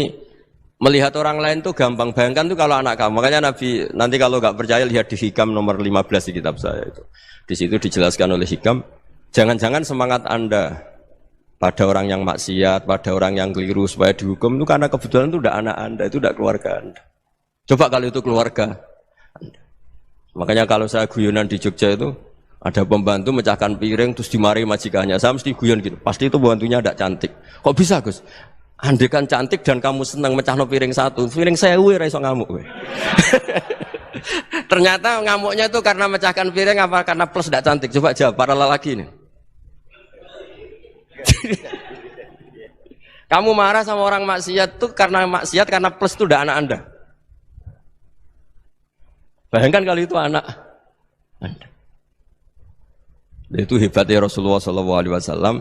Karena kita yang salah pun kadung umatnya, Nabi tetap ngasih fasilitas syafaati li ahlil kabair min ummati. Kayak apa baiknya Nabi? Tidak ikut maksiat tapi ikut fasilitasi ngasih syafaat. Loh kalau li ahlil ibadah kan wajar. Nabi ketika ini syafaati li ahlil kabair min ummati. Ya karena tadi logika yang dibangun Rasulullah itu logika yang luar biasa. Kita semangat orang lain kena hukuman itu karena kita tidak punya ra'fah, tidak punya rahmah. Coba kalau Rasulullah yang bil mu'minina ra'ufur rahim, semangatnya itu mendoakan supaya tobat, mendoakan diampuni. Dan itu juga yang diperintahkan oleh Allah Subhanahu wa taala, wastaghfir li dzambika walil mu'minina wal mu'minat. Ya semoga barokahnya ngaji ini, barokahnya Habib Ahmad, barokahnya Maulid Simtud Duror, barokahnya semua kitab Madaih, Tiba Berjanji semuanya, barokahnya Ikhya, barokahnya Said Muhammad, barokahnya guru kita semua, Mbah Maimun, bapak saya. Kita ini ngikuti manhaj, ya, ngikuti apa? Manhaj. Saya sering didhawuhi Mbah Mun, kenapa ihdinas siratal mustaqim bukan siratoka? Bukan jalan engkau ya Allah. Karena Allah itu enggak bisa kamu tiru. Allah itu tidak tidur, tidak makan, tidak kesel, tidak capek. Yang bisa ditiru itu siratal ladzina an'amta alaihim. Yang bisa ditiru manusia ya niru manusia. Karena Allah itu tidak bisa ditiru, makanya ihdinas siratal mustaqim siratal ladzina. Dan niru siapa? Niru guru-guru kita. Termasuk niru cara pandang. Jadi misalnya ada orang awam di rumah itu hanya delok reng, delok tikus liwat, itu kan kayak nganggur. Ora tahajud malah mendelok reng. Melihatnya jangan gitu. Huwa tarokal ma'asiyah. Dia di rumahnya ndak dugem, ndak kemana-mana. Dia berarti malam itu tarkul ma'asi. Tidak nyopet, tidak garong, tidak ke tempat maksiat. Susahnya apa sih husnudzon? Jadi jangan lihat huwa tarkut tahajud, huwa tarokat tahajud, wa taroka qiyamal lail. Oke ya, namanya orang begitu ya tidak tahajud, tidak qiyamul lail. Tapi susahnya apa sih kamu bilang huwa tarokal ma'asiyah? Dia juga meninggalkan maksiat, dan tarkul maksiat itu tuh ibadah. Supaya orang tuh gampang lah husnudzon sama orang muslim. Ini orang mukmin, orang yang luar biasa. Di mata Allah itu orang yang luar biasa. Kayak tadi Imam Ghazali, kalau saya ketemu orang muslim kemudian dia tidak pernah baik, gimana? Kata Imam Ghazali, ma min muslimin illa wa islamuhu ta'ah. Tidak ada orang Islam ketika dia mentasdihkan Allah dan Rasulullah, berarti dia juga punya taat. Ya ini latihan saja, sing iso nglakoni Habib Ahmad kula namung cerita mawon. Kula cerita secara akademik, saya punya kitab, saya baca dan alhamdulillah kita paham barokahnya para guru dan supaya terbiasalah. Sebaik-baiknya ibadah husnudzonni billah wa husnudzonni bil mu'minin. Soal tidak cocok ya diilmoni tadi ya, namanya enggak cocok ya jangan sering ketemu. Seperti Rasulullah SAW, beliau karena sangat mencintai Said Hamzah, ketemu orang yang pernah begitu sama Said Hamzah ya beliau secara basyariah tidak siap. Tapi beliau secara cara bahasa sekarang, secara profesional, kalau beliau seorang nabi dan harus menerima tobatnya siapapun ya diterima. Saya meskipun dengan A, B gak cocok karena dia begini-begini sama saya, tapi saya ingat dia sholat, dia baca sholawat, dia mencintai Rasulullah, ya kita hormat. Ya soal gak cocok ya di manage tadi ya, zuruhiban tasdidhuban, kalau gak pati cocok ya jangan sering ketemu, bawaannya enak nanti. Ya semuanya itu diilmoni lah. Makanya ngendikane Ma'ruf Al-Qurhi ada yang baca Al-Kharki, mangqala fil yaumi salasa marrat aw marham ummata Muhammad kutiba minal abdal. Karena semangat mencintai siapapun satu hari sering baca marham ummata Muhammad, wa ma asli ummata Muhammad, wa ma tajawaz an ummati Muhammad. Itu mesti kutiba minal abdal. Dia pasti termasuk wali abdal. Maksudnya semangat mencintai. Ya dilatih lah. Misalnya Indonesia Power atau PLN, andai kan tidak ada PLN itu kayak apa? Orang nggak bisa ngaji, tidak bisa aktivitas, ya barokahnya ada PLN, barokahnya jasanya. Kita sadar, tidak semua kebaikan kita ini memenuhi keinginan orang banyak. Orang banyak ingin listrik, ingin saluran apa, dan itu kadang yang mewujudkan orang lain atau kelompok lain. Ya karena itu manfaat ke orang lain ya kita doakan. Karena khairun nas anfa'uhum linnas. Sehingga kita terbiasalah ngakui orang lain. Seperti semangatnya Rasulullah SAW, semuanya itu didoakan, semuanya diinginkan kebaikannya. Bahkan Nabi gak putus asa sampai di akhirat. Ketika Nabi lain sudah putus asa karena sudah akhirat, sampai dimintai syafaat semuanya bilang nafsi, nafsi. Karena merasa semuanya enggak punya nyali di depan Allah. Karena ini sudah akhirat, sudah finish. Tapi apa Rasulullah? Analah. Ya sudah, saya sanggup mensyafaati kalian. Terus kata Nabi, fa'atiyal arsya. Saya mendatangi aras fa akhirru lahu sajidan, saya sujud wa ahmaduhu bima hamida 'allamani rabbi. Kemudian saya tetap muji Allah dengan pujian yang terus menerus. Padahal sudah di akhirat, sudah finish. Nabi dimintai syafaat masih sanggup. Karena Nabi tahu, akhirat tidak bisa mendikte Allah. Tidak bisa Allah terus bilang, ya Allah ini akhirat loh, engkau sudah tidak boleh mensyafaat. Tidak bisa. Allah tidak bisa diganggu akhirat. Allah tidak boleh dibatalkan rahmannya oleh akhirat. Allah tetap Rahman Rahim abadal abad. Dan Nabi tahu itu. Makanya kata para ulama, fa Muhammadun ahmadu min ghairihi. Jadi Nabi Muhammad namanya dua, yang terkenal. Sebenarnya banyak yang terkenal dua, Muhammad sama Ahmad. Ketika Nabi punya nyali memuji Allah di akhirat atau sudah di akhirat, itu fa Muhammadun ahmadu min ghairihi. Ketika Nabi lain sudah tidak punya nyali muji Allah karena sudah akhirat, Nabi Muhammad tetap berani muji Allah di saat seperti itu. Makanya ahmadu di situ kata ulama itu af'al tafdil, fa Muhammadun ahmadu min ghairihi. Kanjeng Nabi lebih memuji Allah di saat yang Nabi lain sudah tidak punya nyali untuk muji Allah di saat itu. Makanya kata Nabi fa akhirru lahu sajidan wa ahmaduhu bima hamida 'allamani rabbi. Akhirnya setelah lama gitu terus Allah ngendikan ya Muhammad irfa' ra'sak wasal tu'tah wasfa' tusyaffa. Sudah Muhammad, angkat kepala kamu minta apa saya turutin, dan kalau kamu ingin mensyafaati umatmu saya beri hak apa? Syafaat. Nah, semoga semangat itu juga menjadikan kita munajat bahwa rahmat Allah tidak terbatas, harapan juga tidak terbatas. Mungkin yang sedang nakal ya kita katakan sedang, jangan terus kamu pastikan wah ini mesti suul khotimah, mesti tidak orang baik. Tidak, agama ini liman kana yarjuwaha wal yaumal akhir, selalu bagi yang punya harapan. Ya, mugi-mugi dapat barokah semua. Mantul dengan kata wassalamualaikum warahmatullahi wabarakatuh. Dalam konteks Indonesia, muhasabah itu sudah jadi perilaku ya. Karena dulu orang tua saya, guru-guru saya kalau ngandani itu, bayangkan kalau kamu jadi dia. Jadi misalnya kita mentang-mentang atasan, otoriter sama bawahan. Bayangkan kalau kamu jadi yang bawahan itu kayak apa? Laukun tamakanah, kalau orang Arab bilang, bayangkan kalau kamu di posisi dia. Makanya guyonannya orang-orang Indonesia itu kan orang ngaramkan judi gitu, bareng dikasih tahu. Tapi yang menang anak jenengan, alhamdulillah. Ternyata ngaramkan itu karena ada anaknya. Kalau anaknya yang menang ya seneng. Meskipun itu guyonan, tapi saya punya padanan itu dalam kitab Hikam. Nabi Ibrahim itu Khalilur Rahman, tentu bencinya minta ampun sama yang namanya maksiat. Suatu saat beliau diterbangkan di alam malakut. Itu kalau di Hikam saya halaman 15 juga. Saya masih ingat betul. Mungkin kalau Anda beda halaman karena beda cetakan. Atau enggak punya kitabnya. Atau punya tapi tidak bisa baca. Nah itu jadi berbagai kemungkinan. Atau punya tidak bisa baca tapi dianggap jimat. Atau digo pencitraan. Banyak itu kaji-kaji tidak bisa baca kitab tapi di ruang tamunya kitabnya besar-besar. Pencitraan itu. Tapi ya bagus lah, enggak apa-apa untuk syiar. Setelah diterbangkan di alam malakut, diperlihatkan sama Allah. Ada orang pezina, ada orang syaribul khomri, ada orang mabuk, ada orang macam-macam. Allah tanya sama Nabi Ibrahim, bagaimana pendapat kamu Ibrahim tentang mereka yang maksiat? Kata Nabi Ibrahim, ya Allah habisi saja mereka. Mereka hidup di bumi engkau, makan rezeki engkau, kemudian mereka tidak taat sama engkau. Singkat cerita di fase itu, saya ulang lagi di fase itu, Allah nurutin. Sampai sekian peristiwa, mungkin 3 atau 4. Sudah, setelah sekian tahun Nabi Ibrahim lupa peristiwa itu, kemudian beliau diminta menyembelih anaknya. Ini versi kitab Hikam. Memang versinya banyak tentang kenapa Nabi Ibrahim disuruh menyembelih anaknya. Ketika mau menyembelih anaknya, Nabi Ibrahim ragu. Huwa samratu fuadi. Anak saya ini buah hati saya, kenapa engkau suruh menyembelih? Terus kata Allah, apa kamu tidak ingat ketika kamu saya angkat di alam malakut, kemudian kamu usul bunuh-bunuh, saya tidak mempertimbangkan usul Anda, tapi kenapa sekarang saya merintahkan kamu mikir gitu. Terus, ya karena ini anak saya ya Allah. Terus kata Allah, rumang samu wong sumpukon mata ini gak gawean kau sing gawe kowe enak wae usul mata ini. Jadi saya yang bikin, kemudian Anda enak aja usul membunuh. Semenjak itu Nabi Ibrahim itu di eranya itu asfaqun nas, orang paling sayang sama manusia.